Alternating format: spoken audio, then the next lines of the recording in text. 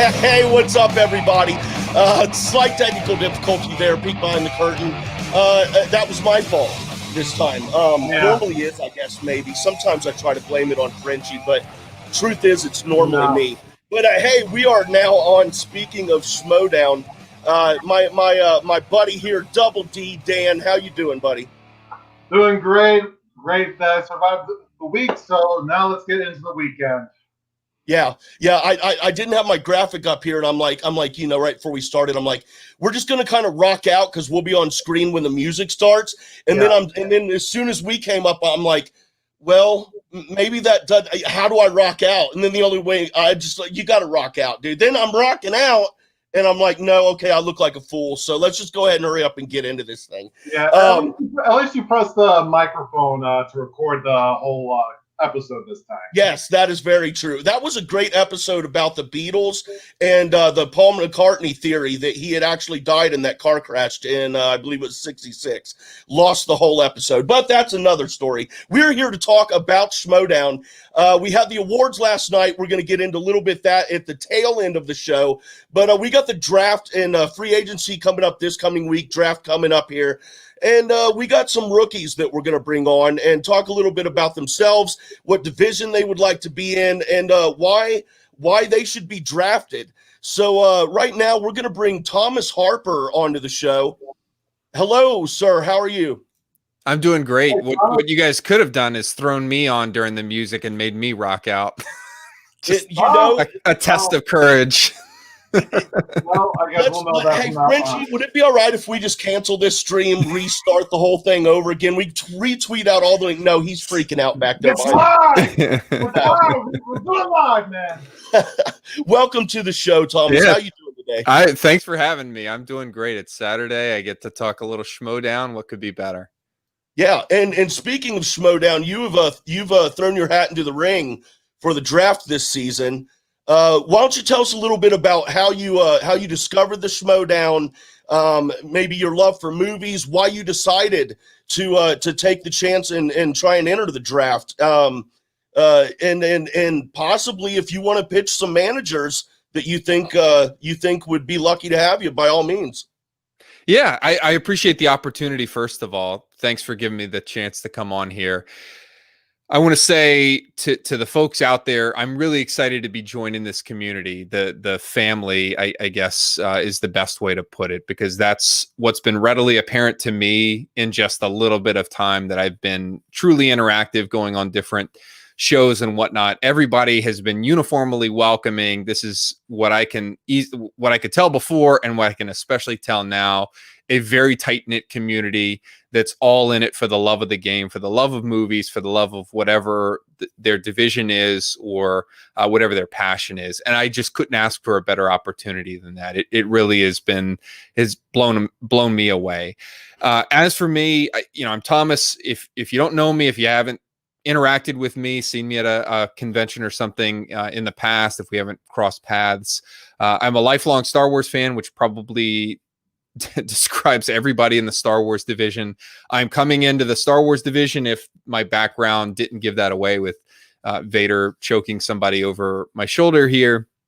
And I'm really excited to be doing it. I originally got into the Schmoedown, and me sitting here today is due to two people and two people alone, and that's Alex and Molly Damon. I've been in Alex's ear and by extension Molly's ear since the moment that I found out that he was in the Schmoedown, since I figured out what it was all about and sort of saw some of the competitions and whatnot, and learned about this league, about this community.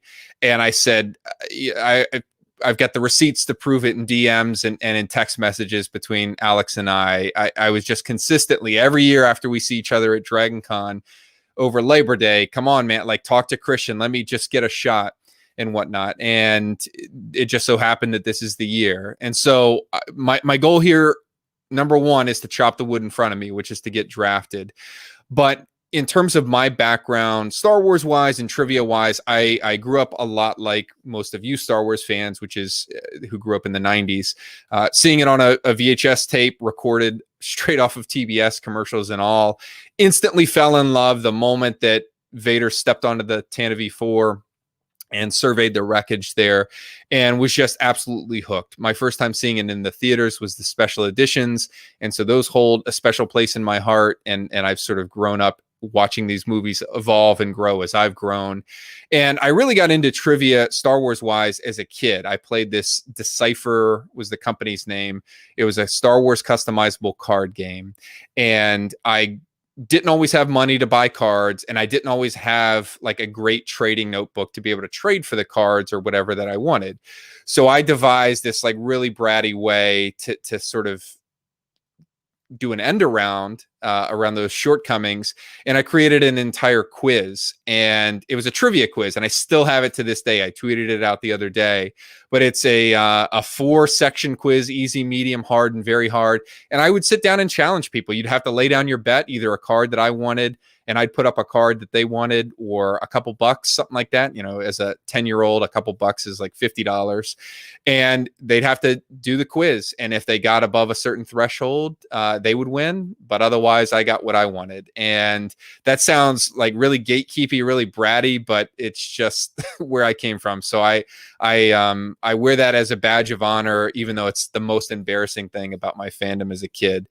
But in terms of competitive trivia, Dragon Con was my entry into this sort of arena. And really, I got serious back in 2014, 2015, when the Dragon Con competition aligned with Disney's Canon reset and changed their format to only cover canon material. So you're talking movies, books, and when I say canon, it's everything that's canon. So visual guides, visual dictionaries, supplements, novels, comics, you name it. If it's considered canon, it's fair game. And each year since then, in the 6 years that I've played in that competition and done exceedingly well, the body of knowledge that you have to have has just grown exponentially. If you think about the books that come out each year, the movies that we've had come out, all of that, everything you see that's new on the shelf at your comic book store, at your local bookstore, whatever, that's additional study material that is tested. And a great example of that, if you saw this past year's competition, which was the first year it was live streamed, the new Thrawn book had just come out a week prior, and there was an entire round of questions from that book. I mean, and the guy that writes the questions and runs the competition said, look, you guys have had 7 days to read this book. It's not unanticipated for you guys to expect questions there. And so we got walloped with that. And along with that, Dragon Con competition is probably as well known now. Alex and I have gone toe to toe every year since then. And you've got to do a 50-question qualifier test to make your way into the competition. So there's a bar to entry there. You don't just get in because you're Alex Damon or you're Thomas Harper or because you've won in the past. You've got to qualify every year. It's an exceedingly difficult quiz. The average number correct, and these are 50 multiple choice questions, is 22. And typically you got to get at least 35 to 38 to get a seat at the table. And I've been fortunate enough to have a really, really dominant run in that competition. More often than not, it's Alex and I squaring off. So if you're a manager looking for a Star Wars player, now that I think my read on the new point system has increased the importance of having somebody of skill in that division, look no further. I've faced off against Alex multiple times. I have beaten him multiple times, unlike the vast majority of the players that are currently in the division or the rookie class. He's a nice guy. We're friends, but I'm not afraid of him. I don't sweat it when I sit across from him, because more often than not, that's my Labor Day every single year, is squaring off against him. So it's become second nature. It's part of what I train for every year. The second reason I think you should draft me is my commitment and my knowledge. Think about, just for a second, the sea of Star Wars material that's out there. I have to know that every single year. I have to prep for it on top of knowing all the additional material. The High Republic stuff all just came out. I got to read all that and keep up with it to be prepped for this next season. It's not enough to just know what's out there right now. With the Schmoedown, my focus becomes the 11 movies that are out there right now and whatever comes out in the future.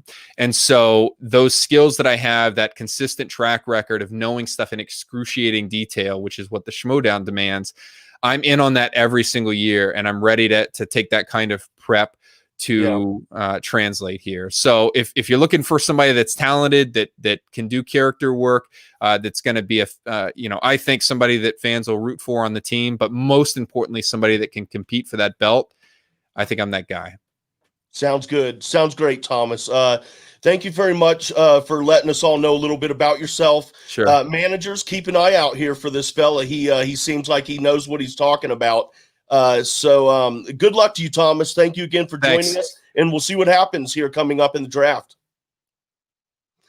And now, everybody, we've got a couple more rookies here. You guys know them as Kat and Sonny. Hello, both of you. Thank you for joining us. We're going to start here, ladies first. We'll start with Kat. Same thing as you just heard me ask Thomas there. How you became aware of the Schmoedown, your what you're interested in doing, what you want out of it, and just let everyone know why they should want you on their faction. Yeah, well, hi everybody. I'm Kat, and if I have a funny accent, it's because I'm a Dane. So there's that. I'm having a bit of an international flair here. But yeah, my story with the Schmoedown is actually Sonny. That was kind of introducing me. He was listening to the Schmoedown, I think it was in season 2 or 3 maybe, so it's all the way back. And I remember I was lying in the bed and I was doing something else, and I heard this question about Dread from the movie Dread, about what the drug was called. And I just remember I was so proud that I could actually remember that. So I just screamed out in the apartment like, Schlomo! And then I was just hooked right then and there. I was like, yeah, this is great. And I always loved trivia. I've always been very good at trivia. So that's great. And movies is, I don't know, something I've... it's not something I was really good at as a kid. I watched a lot of movies, but it was like a Friday thing with my family. We watched a lot of James Bond. And so I've always had a love for movies, probably a little bit more artsy movies and Danish movies. It's a little bit more artsy than Hollywood movies. But yeah, so that's where my love for movies come from. And yeah, well, Sonny has also introduced me to a lot of the more geeky stuff. I am a huge nerd, always been a huge nerd. So, of course, Inner Geekdom is my kind of thing. And also Star Wars. It was I've been a little bit late to the party with Star Wars, but I saw it as a 19-year-old or something. And I've loved it ever since. I have been watching all the movies, and I've been watching a lot of the things, like everything else, basically. Series, yeah. And Sonny has been introducing me to a lot of other stuff, and everything I don't know I can always ask Sonny about. So I think I have the best possibilities to study up on it. And well, if any managers out there are considering some international flair, then I can definitely recommend me, because I'm dedicated. I'm an academic. I've been studying for my whole life, basically. And I've never failed one exam, ever. And I've been like 5 years in the university. So yeah, I've dedicated and I have discipline like everyone. Yeah, well, I do have a lot of dedication and discipline. And that's going to come to my advantage. And if anything else, then, well, I'm ready to fight some rookies, and I'm ready to fight Viking style. So please consider me for your faction. I can be whoever you want me to be. I can be heel, I could be a face, and I can be whatever. And as I said, if not anything else, then I can at least fight Viking style. Yes. Exactly. That's what I had. Okay. Not 5 minutes in total, but do I just continue from here, or do you want to transition? I was going to say either way. We I'll introduce you as well here. Sonny is the other half of Kat and Sonny. By the way, if you're not aware, then shame on you. They have a YouTube channel. They put some great stuff out there. But yes, now you, Sonny, let us know why And no, I'm not going to do that to you. But I just had a thought. Why? But no, I won't. I won't go there. But yes, same thing. You know, we found out that Kat found out Schmoedown through you. How did you find out about the Schmoedown? What makes you think you've got what it takes? And is there a specific manager or two that you would like to draft you? Well, yeah, those are all very, very good questions. And let's start with the Schmoedown. You can see that I am actually wearing a Schmoedown shirt. It's a little bit old since there's the Collider logo. I should have just hidden that. But that is actually from the very first live event, which I went to. I traveled from Denmark to LA to be a part of the very first live event and got to meet some of the competitors there. But that's not where my Schmoedown journey started, so to say. It started way back when it actually began, back in 2014. And before that, I was watching both Christian and Mark on Schmoedown and their movie reviews, because I've always been very, very, very much into movies. Any kind of movies, really, but I would definitely say my strength lies in the inner geekdom as well, the geeky stuff, and Star Wars in particular. And then, you know, watching Christian and Mark on YouTube reviewing movies, that's also how I sometimes got introduced to some stuff that I didn't know about. And it was a way for me to kind of interact in a way with people who I saw as, you know, like-minded, because I didn't grow up with a lot of people who shared my interests. I was one of the few in my school, in my circles, that really enjoyed the Star Wars movies, or at least, you know, wanted to dive into them and wanted to know everything, and buying all the books and on you know, different species and blasters and ships, whatever you have from the universe. So yeah, that was, you know, my entrance into kind of like a community, and my first like big eye opener when it came to, oh, there's a whole online community out there who kind of like, they like the same things that I do. And then getting to the Schmoedown and starting watching that and knowing that, okay, they're just as crazy about all of this stuff as I am, and they're as good as remembering all of these like fictional universes, fictional characters and events, compared to real life stuff, because that was always something that for me was just in of like one ear and out the other. But all the fictional stuff, that stuck, and it really did. So watching the Schmoedown and kind of just seeing how it grew and getting to know all the different competitors, that is like my biggest takeaway, is just the love for this sport, so to say. Because it is. I consider it a sport, and it's the only sport that I've ever followed. I'm not a big football guy. I'm not a big, about to say basketball and all of that. But that stuff's not even that big in Denmark. We have soccer, of course, but I was never really that much into that. It was just movies, and in particular, it was Star Wars. And so yeah. When it comes to the Schmoedown, I feel like I've always been a part of it in some way. And then now getting this chance to actually get to like really be a part of it and interact with all the competitors, with the managers, it's definitely a dream come true. You know, if it happens that one of us get drafted. And I do want to say that I'm not going to sit here and be like, I'm going to be able to get all the belts, and I'm going to be able to get a hell of a lot of points for the faction that chooses me, because I frankly have too much respect for the game to say that, because you never know. Like the way that the Schmoedown is structured, it's not just about trivia. It's not just about having read up on all the stuff. I'm definitely going to do that as well. I'm going to study a lot. I think I have a really, really good like base knowledge when it comes to both Star Wars, inner geekdom, and actually also singles and teams. I can jump into any division almost. And then, yeah, to the managers who would like to draft me, or who would I like to be drafted by, just like Kat said, I can play a heel, I can play a face. I am also very good at studying, helping others with the studying as well. I am always going to be very honest, very helpful, and very happy to be here. I will always bring that vibe. And then just a quick last thing. If I had to, challenge or do a shout out to anyone in the league, it would be Flaus. Because I've been watching that guy and I've been seeing him everywhere my entire life. Like Denmark, Germany, we're neighbors. And it's just like everywhere you turn on the television, you listen to the radio. Whenever my parents wanted to put on music, it was the Flaus. So that was the main reason why I even started to look across the pond and look at other forms of entertainment, get into these fictional universes to get away from all of this Flaus madness.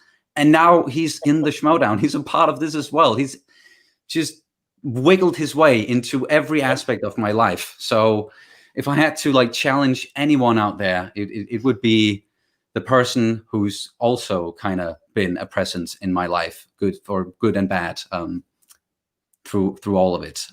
Flirt and Flaus. So yes, so Flirt and Flaus, exactly. It sounds like the challenge has been laid down here officially on Speaking of Schmoedown.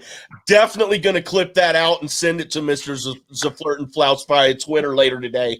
Sonny, Kat, thank you both so much for your time. Thank you for letting us get to know a little bit about yourselves. I'm looking forward to the draft, and I wish you both the best of luck in the draft. And if you are drafted, the best of luck this season in the Schmoedown. Thank you so much. Thank you for having us. Yeah, thank you so much for having us. And a quick last thing, just a big congratulations to all the winners, all the nominees from the Schmoedown Awards, and of course the recipient of the Yodi Award, Kevin the Smasher Smits, Smash Cancer. That's the last thing. Yeah, definitely. Thank you both very much. Kat and Sonny, everybody. Two more rookies of the three that we've had on here this afternoon. I guess it's this morning. I don't know. It's this afternoon. It's this morning somewhere for someone. But now, guys, we've got Double D here. It's time to go to Double D's sexy numbers, quickly becoming one of my favorite segments on this show. Take it away, buddy. What do we got this week? Okay, well, first, thank you for Thomas and Kat and Sonny. Good luck to you, and hopefully you get drafted. So for a while now, I've been actually teasing the impossible scores that the Schmoedown will never see, and I am finally able to report it. But first, I need to break things down and explain a little high school algebra. Wait. Two things. You don't have to do any work. I have done it for you. Okay, it's literally like high school again. But the second thing is we have these impossible scores, and it's very painless. So let's get through it. Let's get to the first graph. What you're seeing is an XY coordinate, basically where on one axis, on the horizontal axis, you have the winners scores, and on the vertical axis, you have the loser scores. And you put that into a chart. This is the result. So some key points to notice is the two green dots that are up above this black line, which is the tie line that I'm calling. These are the fatal five-way scores from very early in the Inner Geekdom division. And if you notice, the winner scores are less than the loser scores, and that's because it acted like a free-for-all match, where the lowest scoring competitor got eliminated from the round, and you just and it just evolved into that. So basically, if you took the sum of those points, you have a low scoring point compared to the loser. And another point that is further down in the middle, labeled 34-10. That's another fatal five-way score from the Star Wars division, featuring Ken Knapsack and Jenny Nicholson. Jenny Nicholson was knocked out, but Ken Knapsack went into overtime, resulting in a 34-10, and that just seems very unlikely in a normal setting. The other 2 points that are labeled in the upper right-hand corner, those are the two Iron Man matches featuring Ken Knapsack and Sam Witwer, with the yellow dot in the Star Wars division, and the blue dot is the teams division with the Patriots and Above the Line. So basically, I eliminated all of the fatal five-ways, the triple threats, and all the special matches, and just stuck with normal 3-round, 5-round matches. And also, you just basically did not included the overtime scores and just defaulted to the tie score, which is the next graph that we'll see. Okay, move to the next graph. Okay, here's the next graph. So as you can see, there are no outliers. There's nothing that is out of consistent. There are a few that are high above, but as you'll see, this fits in very nicely to the other graph. The purple line is the knockout range, and as you can see, singles is on the lower end, and the teams is on the higher end of the spectrum. So basically, my deduction was that if all that the teams division could actually substitute for all the other divisions because they have the most points available. So let's look at all the round 1 possibilities in a 5-round team match. Next graph.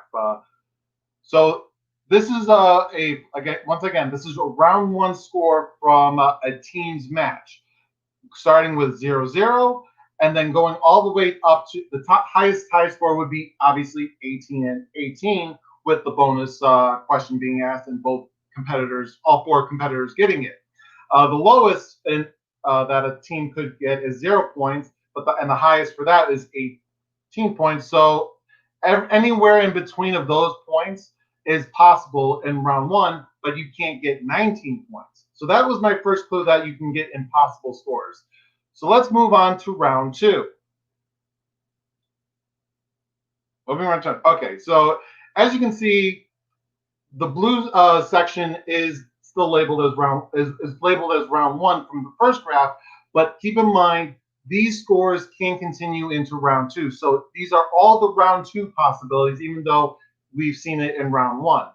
The highest score in terms of a tie is 30-30. But if you look down, which is called the staircase, this is the simulation of steals, and there's 6 of them in the team's match. And the highest, where if a team gets all the scores, all the steals with 2 points, they gain 42 points, whereas the other team, if their max total is 18 points.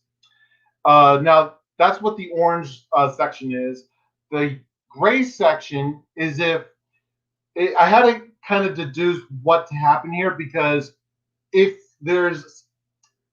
it's such a low score that a team could only score that 2 points or 3 points, and they have to get it, whereas the leading team has to lose 3 points in order to advance. So otherwise, it's considered a knockout. The yellow section is quote unquote knockout scores, but they're also impossible because you're never going to get to a match high enough where it's 40-0 because the match will be called. So let's go on to the third round, which is the betting round. As you can see, again, these are all scores that are possible in round 3, with the highest being 33-33 for a tie. And obviously, we go down the staircase, and the highest for each team to get, if there's one team gets all the steals, it's 45-21. And we go down, we do hit a wall of 45 points, and we just go down all the way, and it's possible to get a score of 45-2, but that's considered a knockout at that point. And we start to see a little section that is mathematically impossible. It's too low for it to be called at that match. So that's where I started to see, okay, we have proof. So as we go on into the other rounds, we'll see this little bit grow. And if we go to the next graph, we can see this. We go to the next one. That same corner obviously has been covered by gray dots, but if we go past it, it's become much larger. And this is all the possible scores for the speed round. The gray dots represent the knockouts, and the brown dots represent those scores that can go forward. Now, if you notice, there's a distinct line that goes down from 48 to 37. And obviously it goes, there's the point next to it, that's brown. So that would be the TKO line. And we can literally make a line from here all the way to 11-0, and that's our knockout range for the remaining round. And it's this area that's past this the gray dots. Those are impossible scores, because no matter what, you actually need to advance. You need to have, let's say you take the score 48-37 and you go that to the final round. In actual practice, that's never going to happen. But the only way to get these scores that are onto the right side of that, that's the only way to get these scores. So let's move on to the next graph. Now, as you can see, this is the final, all the scores in the final round, where obviously the highest is 53 points, but the most points that a team could earn in a 5-round match is 55 points. So let's put this all together with the real world scores and all the possible scores. So the next graph will show that, and it fits in beautifully. That all of these scores are possible, but we do have these missing pieces that are impossible. So a score of 54-54, that's impossible unless you count overtime. We can go back to me now. We're done with the graphs. Those scores are impossible unless you count overtime, but I don't. That's factored into the tie score, because obviously I only counted 5 rounds max. And that's so all these pictures will be available on my Twitter later in the day. And that will conclude my sexy numbers segment. Jay, what did you think of it? I'm still in that fuzzy area where I see a bunch of dots and numbers and I don't really understand. I'm also a little I'm not a little, I am really colorblind. There was one of them, I was like, I'm looking at it and I'm like, I think those are orange, but is there like a green strip going through there? I couldn't tell, but that's me. Well, any color, if you see a dot, that means it's possible. I'll say that. If you see a dot, it's possible. Those are all for each individual round. It's more interesting for me being able to hear what you're saying as I'm looking at it. I'm trying to process everything. I swear to you, by the end of this season, I'm going to get a better grasp on how the numbers work. It just was never my strong suit. Yeah. But right now, I'm like, I know I was going to lose your attention, but that's why I brought you back, because it's very simple. But all you have to realize is that the horizontal line is the winner score. The vertical line is the loser score. And you just go to that point where the score would be. So if you have a person who scored 3 points and a person who scored 2 points, you go to that area. That's your score. That's all it is. Cool. Well, thank you very much, Double D's sexy numbers. And now we're gonna bring on the Frenchie, Schmoes of the North fella here for Frenchie's Corner. You just take it away, buddy. This is your deal here. All right. Well, thank you very much for being on. And to be honest, I'm a stats guy. That graphic is super interesting, but my kid brain went back to the times that I don't know if you had that. Like, there's a board with little things you would put, like little lights, and would do like an image. Light bright. Exactly. Something like that. That's the first thing that came in my head when I saw those images. But it's very interesting explanation. A bit over my head, but I'm definitely gonna have to analyze it to really understand it better. But I can't wait. All right, but you know what? Let's go into the first subject of the Frenchie talks about. And this one, we're gonna argue, my friend, like usual, but I'm gonna be really passionate about this one. It is Robert Parker a first round pick material? Hell yes. Hell to the yes. He is. And you want my Mr. J. Wade. Yeah, okay. Yeah, my turn. This guy is hungry. There's a lot of overhype, so people got tired of him in a sense, right? And then you got supporters of me that almost put all my chips into the fantasy league on him, right? but his past that never had a loss, and his performance in the tournament, yes, he lost, but he was amazing. He had a slip up. He had a bad match. Losing for that kind of guy who was unbeatable, I personally think is going to drive him to really, really be more hungry next year and do a redemption story. So I think he's going to be even more dangerous than before. I don't think he's wounded. I think he's coming back in a suit of armor, man. So that's why he is first round material. He had a slip up. So what? It happens. He's going to be a dominant force next year in IG. I'm hungry, dude. I've been hungry all morning. I've been hungry all afternoon, and I'm going to be the most hungry after this show is over.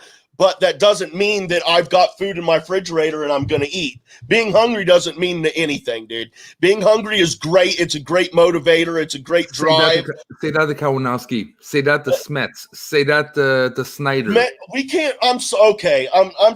And I am a fan of Robert Parker's, but we cannot compare him to Kalinowski. We certainly can't compare him to Smets. The only comparison to Smets is if they both were in the fan leagues, and that they both came up now into the Schmoedown, the big times. Dude, Robert Parker, he's good. He's good, dude. His personality is far better than his skill as a player. Okay. Like, yes, he's knowledgeable and but dude, he's not a first rounder. I would say fourth round at best. Okay, so again, I don't really have time to search the information, but let's look if we can eventually, or Dan, if you have it, my boy Daniel E Avengers from Schmoes North, I'm sure he has the percentages. His accuracy rate is scary. He's a scary individual. He had a slip up, but you fix a couple of things. His personality is not bigger than his talent. That guy will destroy next season. And Shanju he was supposed to destroy this season. Yeah, and stuff happens, but yet stuff happens, and it happens. And it's in his first season. I mean, his first season. So that argument applies to Ace. Does Ace have a bad season, or is not top one material? Hell yeah, right? I'm sure Parker has a future. I'm sure Parker has a bright future in the Schmoedown. But the question here, my friend, is he first round material? And yes. When I look at the amazingly large list of people in the draft, 140 plus people, I'm sorry, but I don't see Robert Parker as a first round draft pick, not this season at least. May in the future, yes, but I mean, he's got some proving to do. He didn't live up to the hype, which is sad, not on his part, but it's sad that we all as the fans hyped him so much. Maybe it was a little bit too much. Maybe some pressure got to him. Who knows? I'm not going to speculate. 90% accuracy in his first freaking season. Enough said. We're gonna go to the next subject here, but I'll let the numbers speak, maybe, and I think Double D is gonna be agreeing with me. The numbers speak. All right. So, second one, did the Schmoedown pay off? I'll start with this one as well because I understand a lot of people didn't like it, and so did I, to be honest. But again, this happens often. First impressions is not usually the reality of the things. What I realize is what Schmoedown fans are a bunch of, in a sense, ungrateful. I want the answer now. I want the answer now. And yet he is probably, as Harloff is probably doing a storyline that expands more than one season, right? And that is the best storylines because they're so established. This was part one. This was the rise of the Schmoedown. Next season's called War. And because it's called War, you have your army, but you also have your, Navy SEALs you never see coming and slit your throat, right? I have a feeling the Schmoedown is going to play in a big way with the name War, and we're going to forget the ending of what we had before. Because was it a letdown? Yeah, but I think it was on purpose, and I think we're impatient, to be honest. Well, but we talked about the Schmoedown before. You asked, posed the question whether or not it was real, and I told you then it's not, dude. It is not real. I mean, Marilyn Monroe. For those of you who don't know, go back and you'll catch that reference and understand what I mean when I say Marilyn Monroe was pimped out by Frank Sinatra, and that's what caused the JFK assassination. It's all conspiracy theory, dude. It's all ridiculous, pie in the sky, flat Earth, space ain't real. It's nonsense, dude. But if you want me to play on your game, play on your level, again, I'm going to go to your question: did the Schmoedown pay off? No, it didn't pay off. What now? Did it have at least a decent setup into something that could potentially pay off big time? Yes, I will say that. I absolutely believe that, and I'm rooting for that, and I want that. But it has not paid off yet, and I just no, sorry, man. It didn't pay off, man, and it may have even perhaps someone's character work got too much into the storyline of this conspiracy and cost him a match. But real quick, I do want to throw something in here really quick because it is relevant to this question, the Schmoedown. And again, I'm coming to your level and assuming it's real. After watching the awards last night, I am kind of under the belief that if there is a Schmoedown, that maybe Chandru has a great deal to do with that. Okay, yeah, but that's for another Frenchie's corner, my friend, because he actually brought up something I thought of as well. I was hoping I could divert you off of the main topic and win this one. Nah, but you know what? We have our own perspective, but this just shows I have a broader view of the whole, and you just see the what you see in front of your face, my J Wade, and I see the whole picture, and the whole picture is beautiful, my friend. So that's why I say it paid off. Anyways, enough of the Frenchie's Corner. Thank you so much for letting me blob about my opinions, my man. But my time is up. So till next time, till the hard questions, actually. Yep. And right now, actually, for a few minutes, we're going to bring Dan, and we've got Tim Sim is joining us. And here for about 5 minutes or so, Frenchie, why don't you take me off screen, and let's get Double D and Tim Sim's thoughts on the Frenchie Corner. Hey, Tim, how's it going? Hey, how's it going, my fellow? Start with your thoughts. Yeah, go ahead. No problem. Well, I think regarding the first question about if Robert Parker is first round material, I mean, if you look at the numbers, I mean, he's definitely up. He's definitely up there and definitely did well for his first matches. And it's just unfortunate that he lost to Chance Ellison. And I think that's just everyone, including the best, just have a very bad match. And to be honest, I think he will still be drafted early. I mean, if it's not first round, then at the very least it would have to be second round for me, to be honest, because he's still a great intergeek competitor. I've seen some of his fan league matches. He definitely brought it to the Schmoedown this upcoming season, and of course, personally, I was disappointed that he was snubbed of a nomination for both Intergeekdom Player of the Year and Rookie of the Year. So.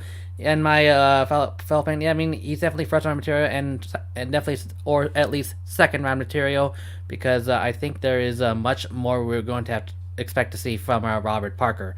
Now, for whether the Schmoedown is real, but the Schmoedown review, I mean, it's kind of odd, but I mean, it is what it is, and it's just the introduction. I mean, this is just the introduction to something that Christian had in mind for this upcoming season, and I'm really excited to see where this goes, because I mean, like I said, this is just the beginning of what we're seeing, and there's still much more to come this year. So Daniel, what about your thoughts? Well, is Robert Parker a first round pick? Maybe. I mean, I'm going to say maybe, and I kind of just I will say that his numbers are accurate. I mean, I'm not debating that. But numbers can be misleading. I mean, if you try and compare an all-time great like Dan Murrell, I mean, who's been in this league for such a long time, his numbers are going to be kind of evening out, whereas a rookie who's had a really great season, they're going to be higher. So you have to keep that in mind with numbers. Sometimes it can be misleading, and that's one of the reasons why I think Frank Janisch could actually have like maybe a chart of how they progress throughout the years. That's just my opinion, but I'm not attacking Frank or anything. I'm just saying that's my opinion. But he's definitely out there, and if he does get drafted, I mean, he can probably go to the usual suspects who didn't get any points, or maybe even the Den, who scored only 3 for this season. So there's definitely some room where it's a possibility. Definitely an early pick, if not if he hasn't been signed on already. And as for the reveal of the Illuminati, to me it didn't pay off. But I recognize that yes, we are living in a pandemic. Things had to be adjusted, and maybe there was a storyline that maybe could have been happening throughout the season. But obviously, this is just a setup. So obviously, we've seen it with uh, Paul E.G. Coming in at the Schmoedown Awards and saying something, "You won Measure Award," and we heard nothing, and that led into the corruption storyline. So it's just a step. So obviously, it has. I do agree with Jay Way that this does have the potential to pay off really big. Yeah, that's really interesting. And to be honest about Robert Park, I mean, to be honest, what I've seen is, playstyle wise, I mean, the playstyle that he brought into the Schmoedown is nearly similar to what he brought into Fan Leagues, and that is definitely still a high level, still a high level caliber player. And I think, this is just, the start of, we're going to see more from him, and I'm hoping that, he definitely, faces more of those high level contenders, such as the Kalinowskis, the Smets, and Kanopics, and especially Chandru. Absolutely. All right, so I guess we're transitioning to interviewing with you. Once let's bring it back, Jay Way.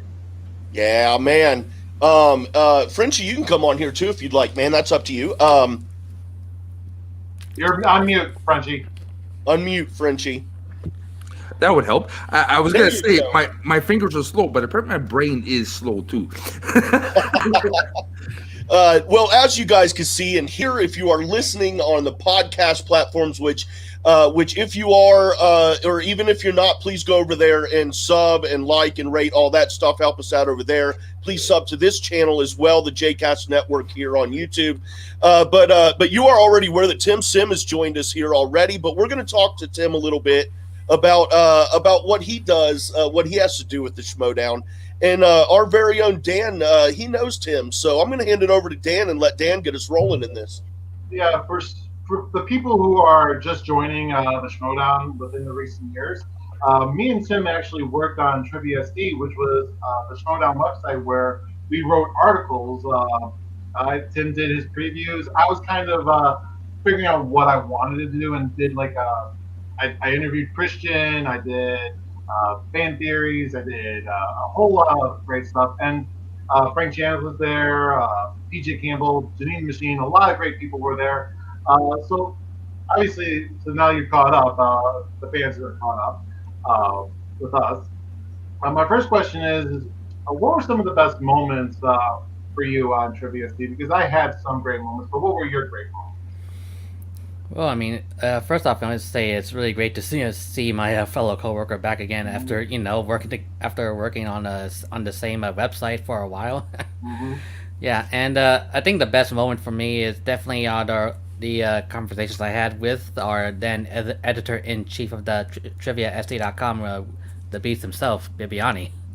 And yeah, I mean, we definitely had those conversations where in moments where I had those writer's blocks and really had the tough times of trying to figure out how to cover a specific match or a storyline, and Bibbs would always be there with the messaging, the emails over what he learned from his experience as a writer and an in-depth coverage reporter of all movies, and he's just been really helpful with me to figure out how to get out of those ruts and help me to find some different creative ways to cover the different storylines in the matches that we had I think it was like several years ago, and I still have those emails with me right now and help me with keeping those advice that Bibbs gave me about just to be a professional writer and for not just here when covering Schmoedown matches, but later on in life. Yeah. Same here. I archived those emails because I value those.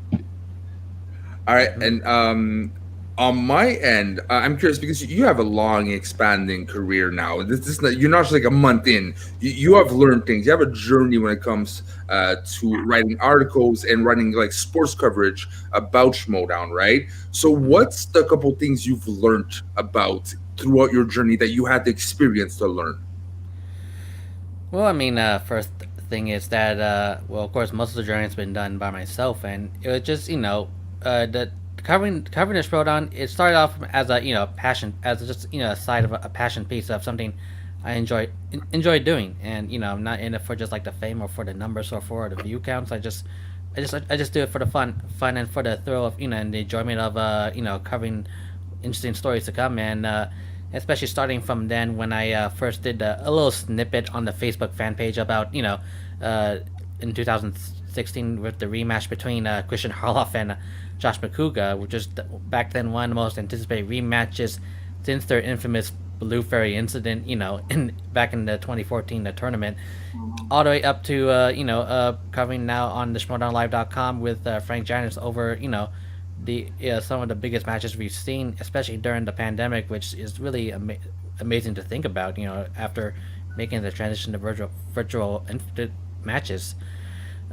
Yeah, I think what I can take away is it's just it's really fun to see just to see with how they got there and then what we expect of them to do, and sometimes they do something differently that surprises me a lot, and I really love to see where their path and their decisions and their victories and losses would lead them throughout their journey as a Schmoedown competitor, and that's what I love to see, and well, cover it down, especially as a big history buff.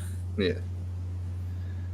All right. So as I said before, I really wasn't with Trivia SD. I really wasn't uh, clear on what I wanted to do. I wanted to try a bunch of different things, and it wasn't until recently, and one thing that did came out of the pandemic is me building my own spreadsheet with all the points and everything.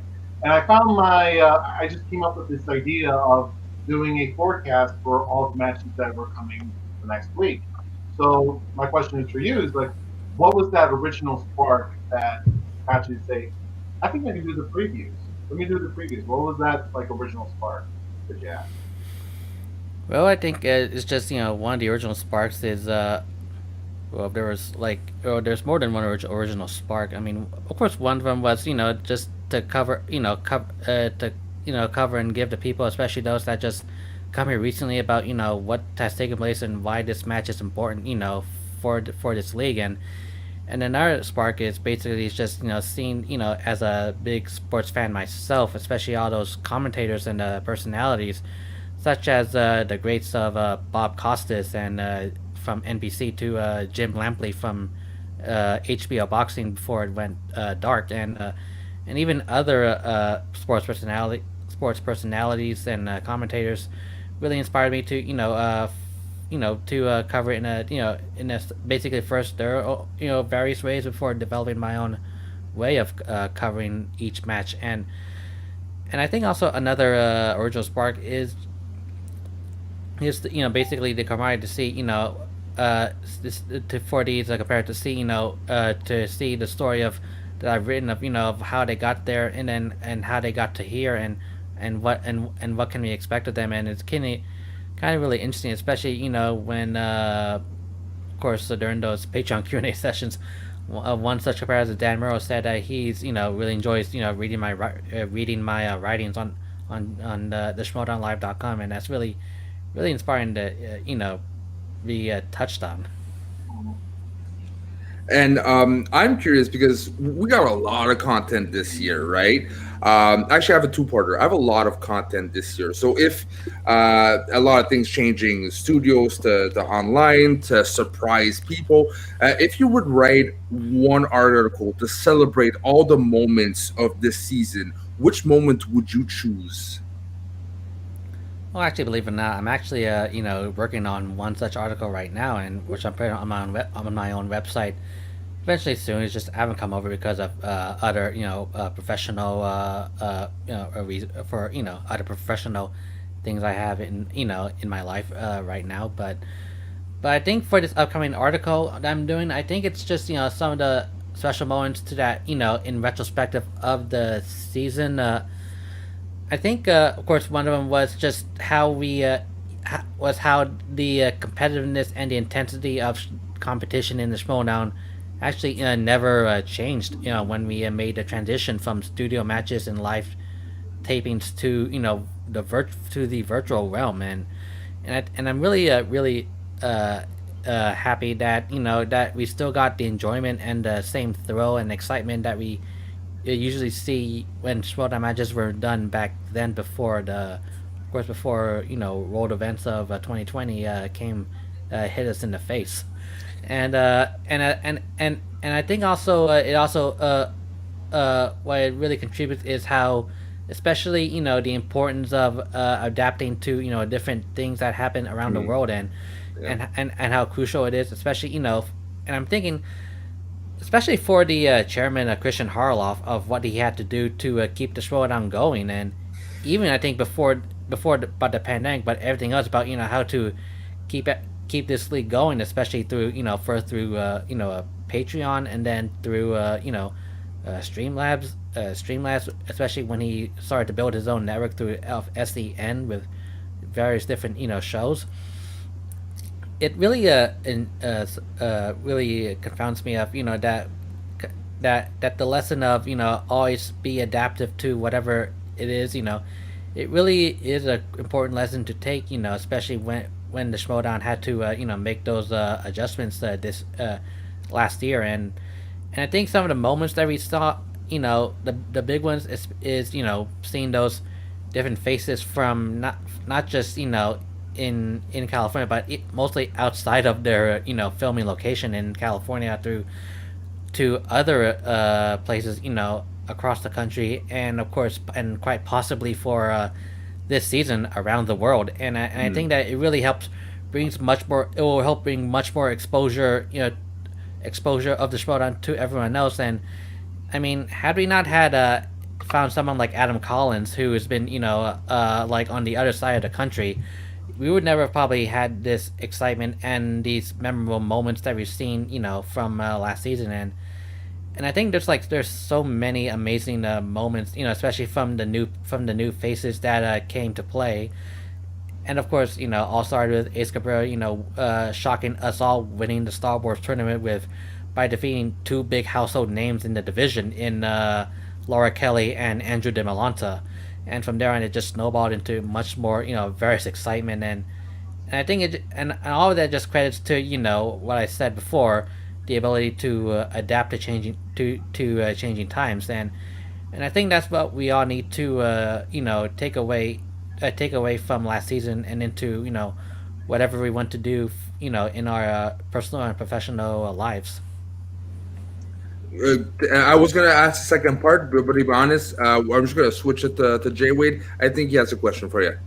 Well, yeah, and it kind of piggybacking off of what Frenchie just asked you, except on a more of a all-time kind of moments thing. Like for me, if you were to ask me, what's one of the moments that stands out in your mind, the first one I'm going to give you is Bespin with Manson Roca. That's one of the matches that solidified my love for the Schmoedown. But of not just this season, but overall Schmoedown, do you have a moment or two like that just completely stick out in your mind?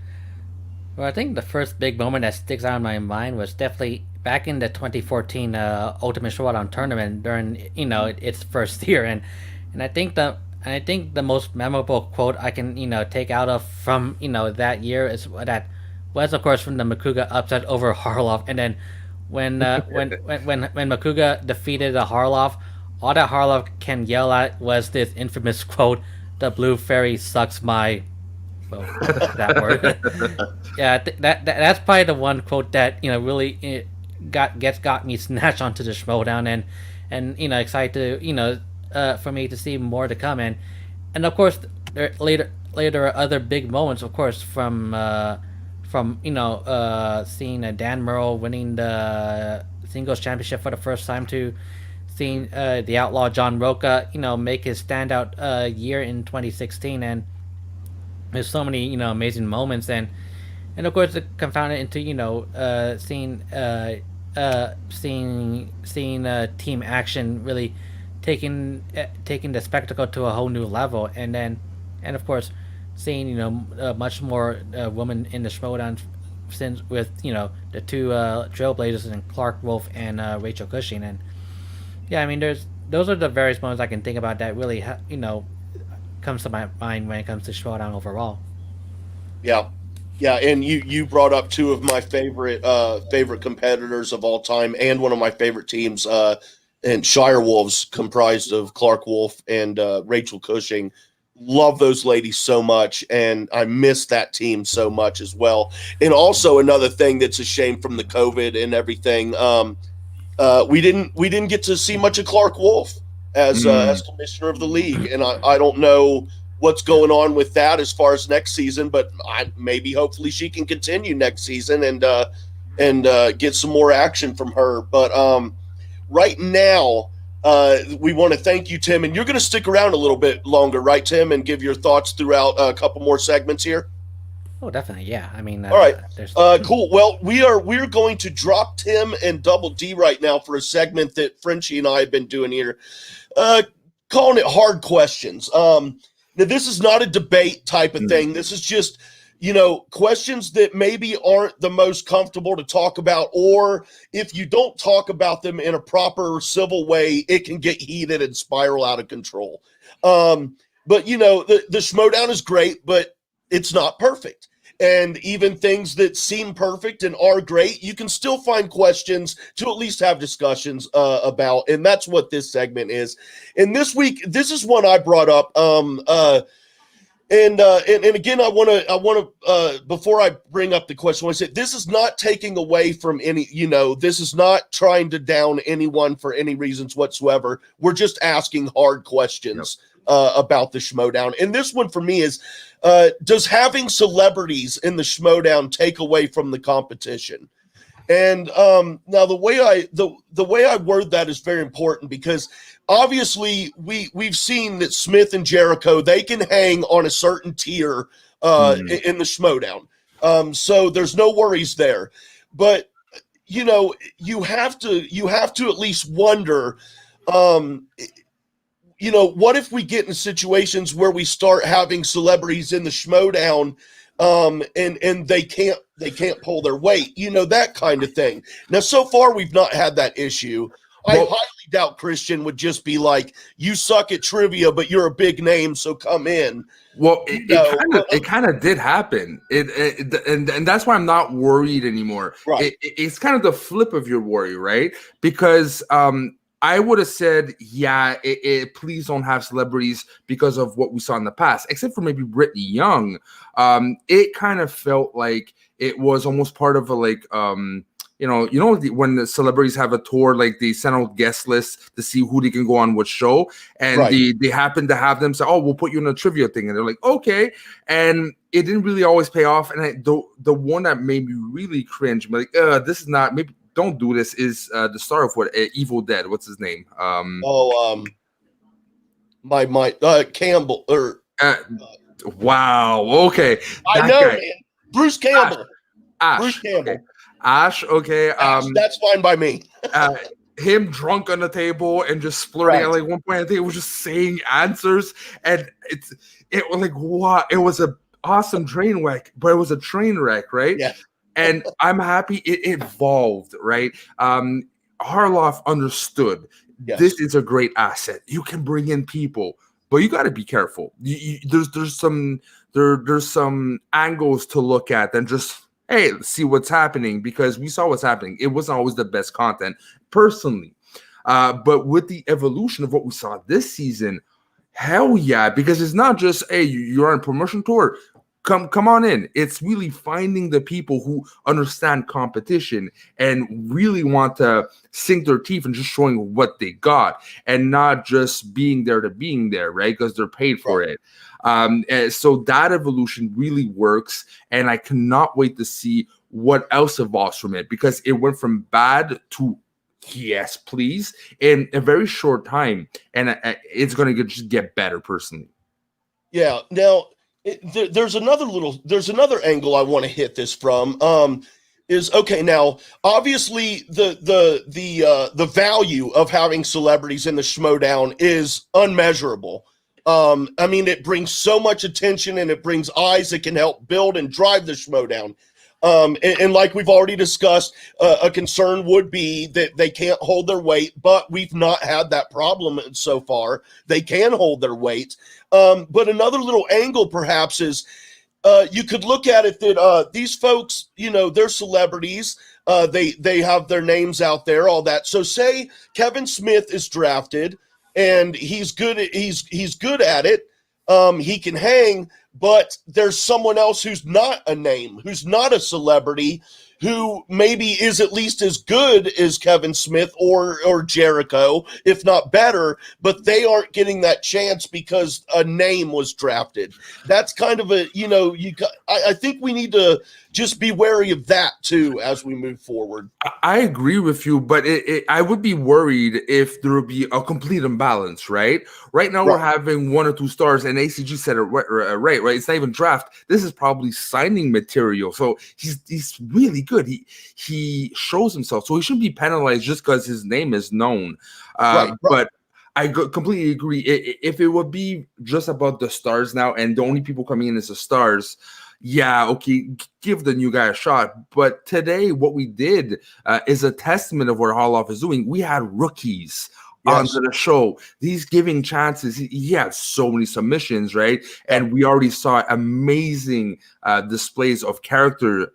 Father Loomis, or Brother Loomis, I forgot his true name. But he, right off the bat, for me, I was like, brought back to like the church days, like, ooh, like, yeah, and it gives shots of those people as well as the bigger stars, because why not? So if it's well balanced and it's not just for the show, just the sake for the show, but they can hang, or at least they understand what drive is needed to do this, and not have a situation like with a Sam, right, Whitworth for the Star Wars, that kind of got thrown in, let's do this, but then realize I'm gonna have to do this again. And what do you mean I have to defend my belt? And I saw like there's a stream, right? When I was on Mount Schmoedown, follow those guys, they're awesome. We're covering Kem Nassau, and there's a stream him playing a video game.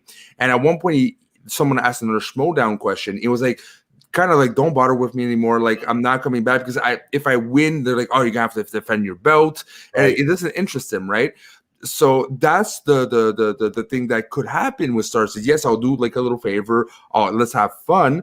But then they realize you have to continue on. So you have to find those people who are ready to do a commitment. And that's actually harder to find with stars, right? So I don't think it's going to explode one way. They're hard to find. It probably took years for that to happen.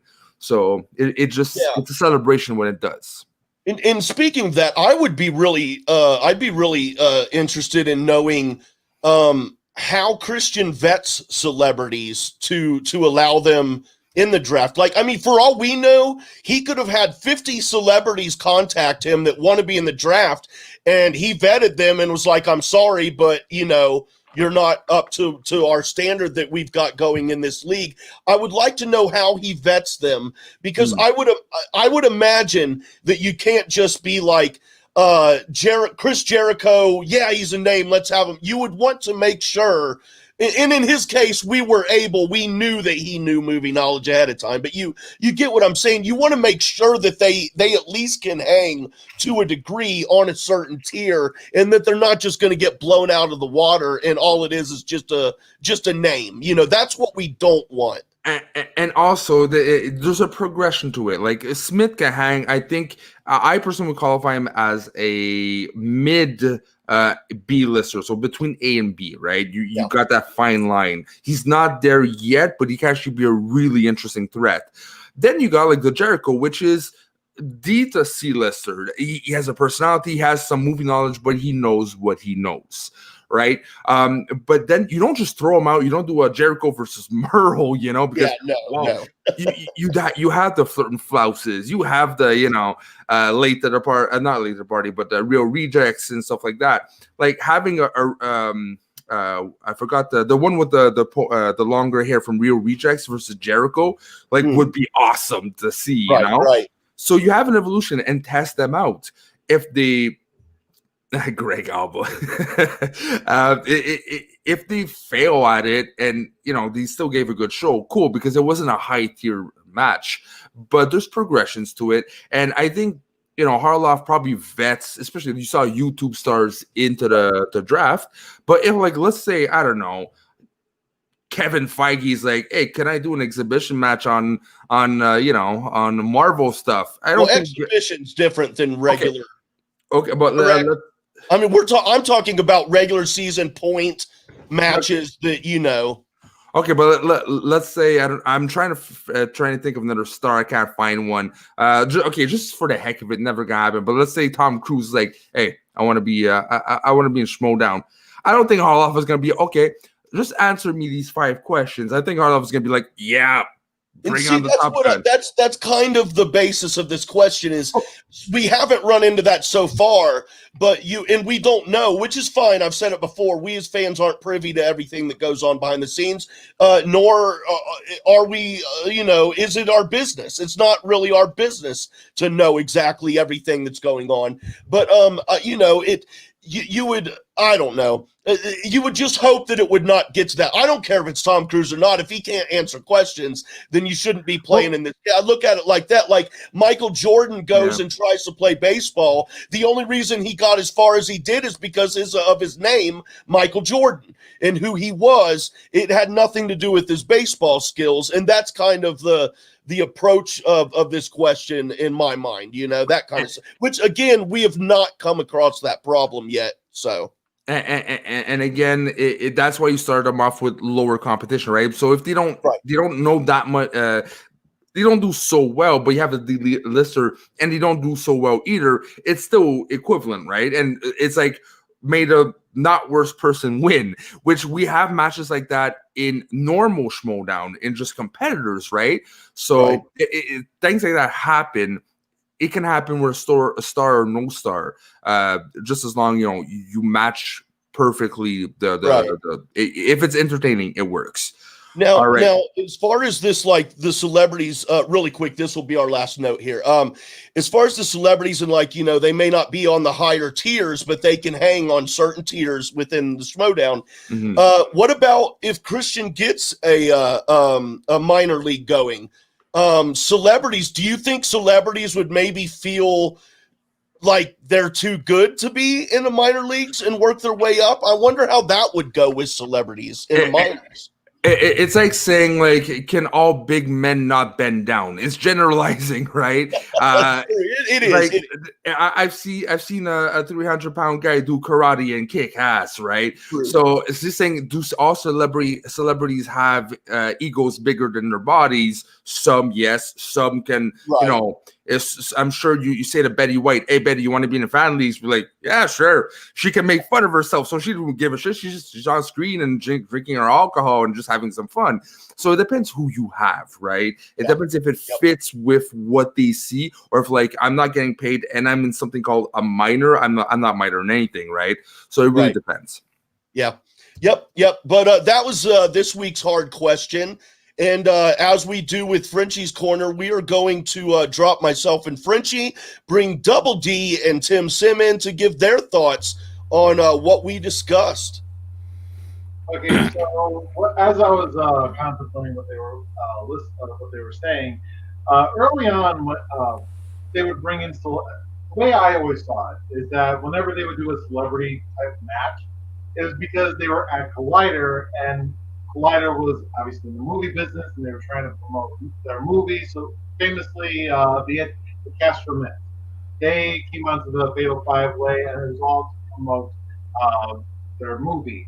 I remember, I think even I always took the Freddie Prinze Jr. and Sam Witwer original first match, the unofficial first Star Wars match.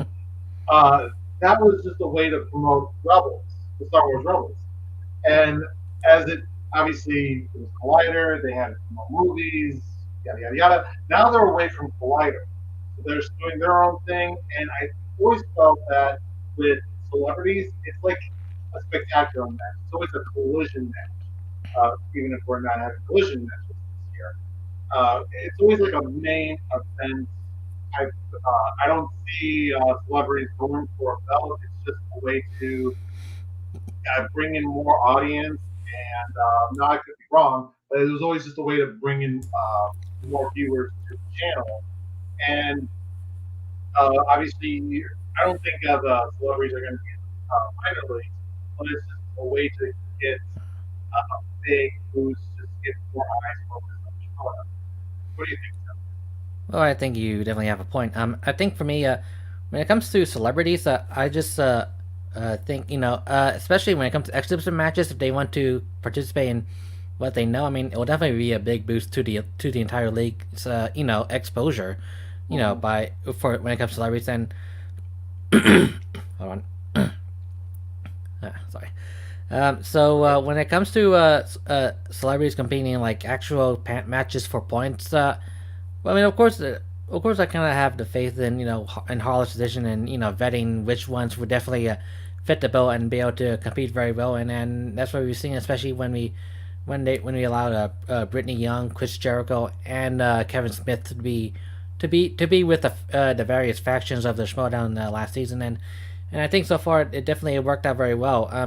So I think when you want to bring celebrities to matches, you just have to make sure that they definitely have a really strong movie knowledge. They can definitely hold their own weight, and whether how Harloff test them with like 5-question quick set or not. I mean, whatever is working with Harloff, I hope when bringing celebrities, it definitely work. And especially I think with the big YouTube personalities, especially like Eric from Blind Wave. I think those are the kinds of celebrities we can we can benefit the most for growing both the brand of the Schmoedown and the league of the Schmoedown.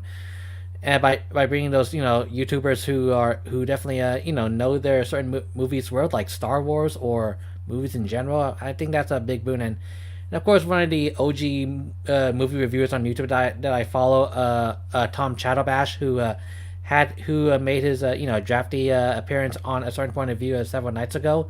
I'm definitely excited to see how well he does in movie trivia, and we've seen, of course, back in 2016, Chris Stuckman's performance against Jeff Snyder, and definitely held up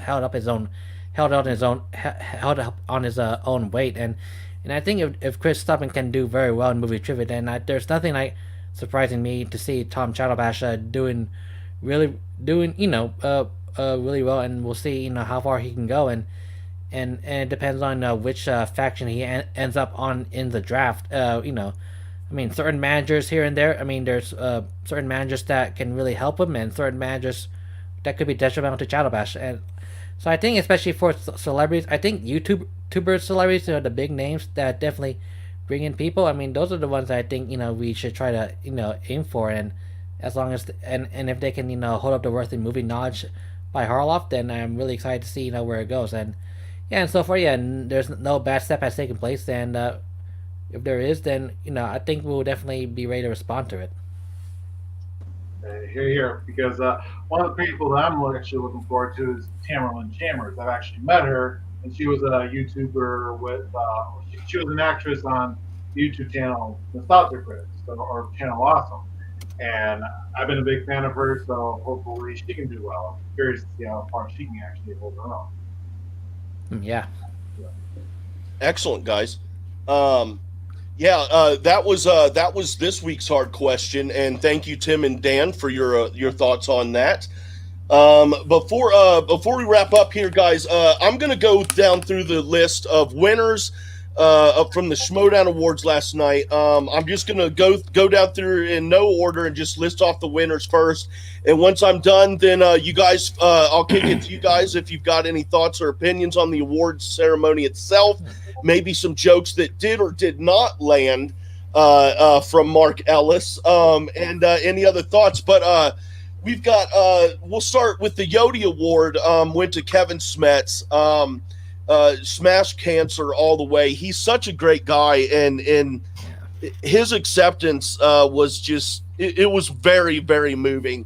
So we had Kevin Smets took home the Yodi Award. Player of the Year was Jeff Snyder. That one kind of surprised me a little bit, to be honest. Really? Single player of the year, we had Adam Collins. Upset of the year, Perry for beating Kalinowski, which I had that one down.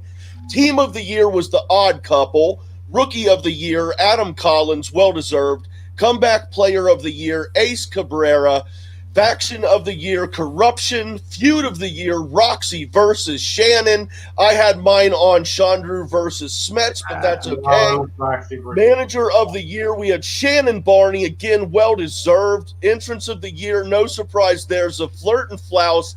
And from what we heard earlier, Sonny is coming for you, Zaflirtin. So get ready. Heel of the year, very well-deserved, Chandru. Babyface of the year, the Kid. Moment of the year went to Dan Murrell. I won against Bateman. Heel team of the year was Corruption. Babyface team of the year, Shazam. New team of the year was Final Exam. I personally would have leaned toward the Pride on that one, but that's Really? okay.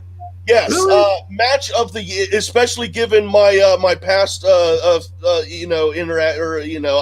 Ben Bate or Ben Goddard, whatever. I'm not that show. I love you, Ben. Got to pick on you though. But I had the Pride for team of the year.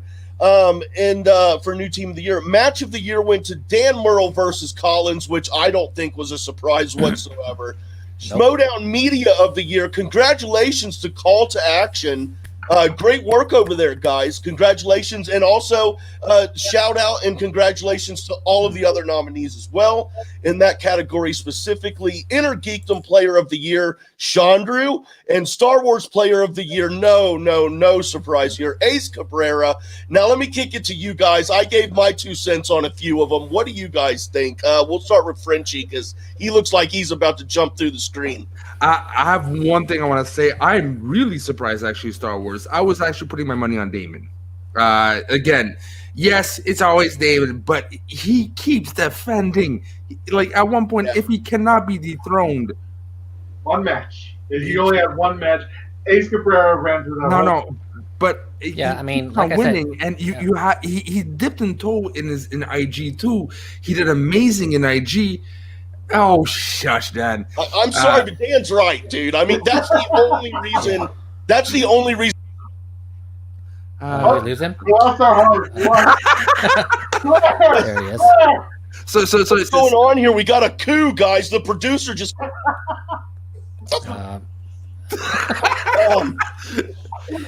Well, that happened. No, but that was the only reason I didn't have Damon as Player of the Year was because he only played one match, where Cabrera ran through everybody. Yeah, I mean, don't forget that he ran through 2 household names in Laura Kelly and Andrew DeMolanta.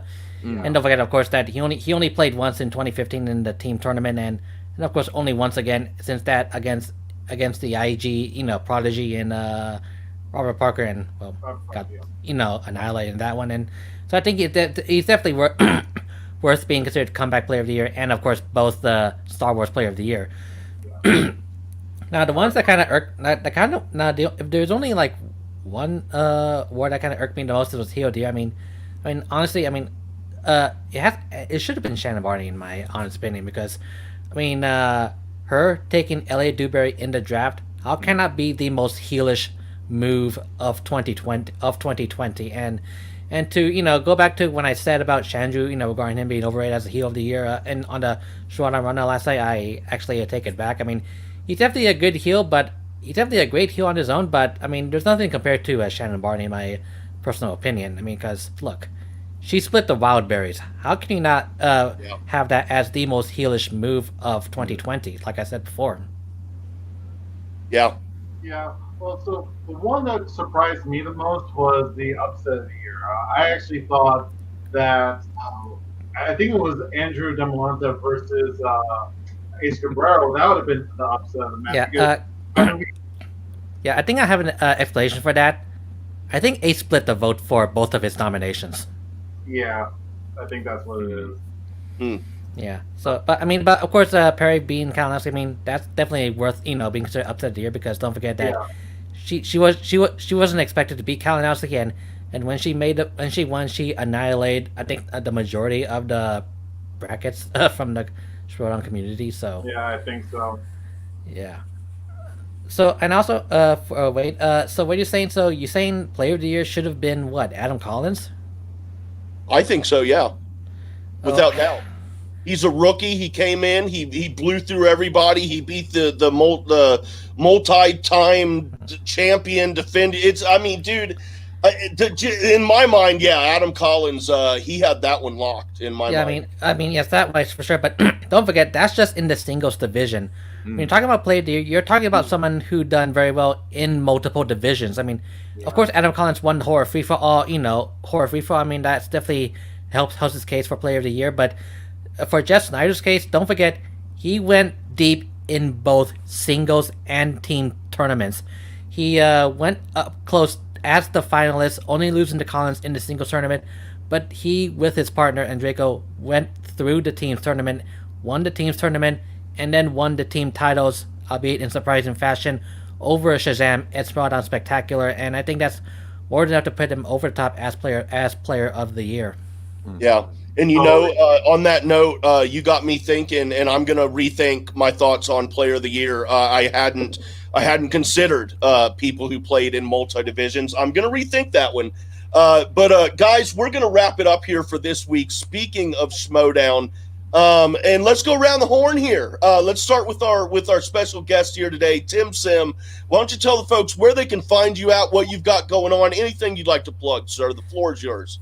Yeah, well, first I want to say I'm happy to be here with all three of you, and you can find me on Twitter at Tim L Sim, where I just put all my personal personal stuff, and of course Schmoedown stuff really on there.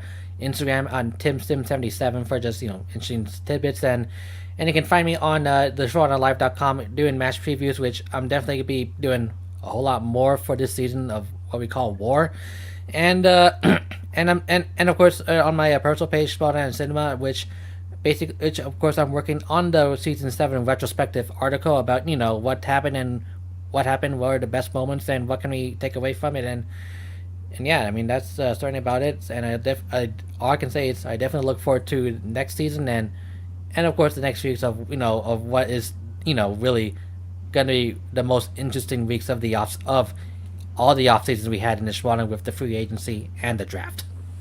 Yeah, it's definitely going to be fun and interesting, and we'll definitely be inviting you back on here in the future this year, and join us some more and give us some more of your insight, and tell us what you got going on. So thank you again, Tim. Double D, Dan, what's up, man? Where can people find you at? You can find me at Twitter at Dan Delansky, simple as that. And be sure to look at my all my graphic pictures, because they definitely tell a lot of information. All right. Excellent. And you can find me on Schmoes North Entertainment, on Schmoes North on YouTube, also Norton Schmoes on Twitter. If ever you want to DM us, we are always happy to talk to you guys. And we have a lot of things to announce when it comes to the channel. There's new shows coming up. There's a new show that started last week, Snark's Midlife Crisis, which is almost 50, and discovering the things of the youth and trying to understand what the fuck is happening. That's gonna be Snark's perspective. It's very fun. Today, even, I did a live stream with amazingly beautiful, talented, and smart Amanda. She is a fitness model that went from food disorder, eating disorder, almost with suicidal thoughts, to being a fitness model with over 50K followers on Instagram. And it is an amazing watch. Do not miss that out. Again, thank you very much for letting me just ramble on, Jay Wade. Hey, anytime. And I will say that I was watching Midlife Crisis episode the other night. It is very fun. I can vouch for that. And me being someone who is, I guess, in my middle ages now, I hate to say it or think about it, I could relate to a lot of what the discussion was. And I admitted that I saw Britney Spears for her Oops, I Did It Again tour, and I had a great time. But you guys can find me on the Twitter at JWade1134. That's the letter J, WADE1134. You can also find this show here on the Jcast Network feed on your podcasting platforms. We're not yet on Apple, but go to Anchor and Spotify. We're on there and a couple others right now. We'll keep you posted on that. And of course, please subscribe to this channel, hit that bell, like, share, all that good stuff, comments. It helps us out a lot. And for those of you who watched the first 2 episodes of this, Dean was on here with us. He's no longer on the show, but I do want to point you over to Merc with a Movie Blog, where we started our WandaVision show last night called Oh, What a Marvel. And it is hosted by Dean. And it is insanely fun. Dean, myself, Sarah, and Sean, go over there, check that out. But this is Schmoedown, and until next week, everybody, please have a great and safe week. Bonsoir.